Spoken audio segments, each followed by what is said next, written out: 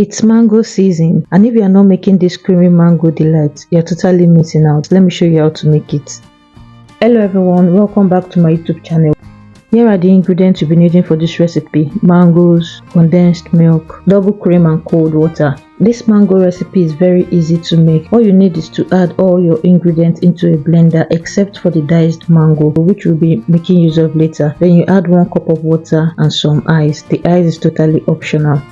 Cover and blend until smooth.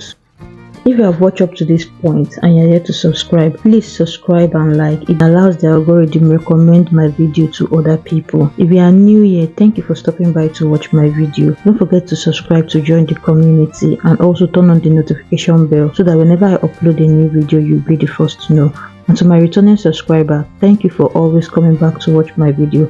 I truly appreciate it. After blending, serve and garnish with the diced mangoes. This drink is rich and is everything you need this summer. Hope you enjoy it. Thanks for watching and I'll see you in my next one. Bye.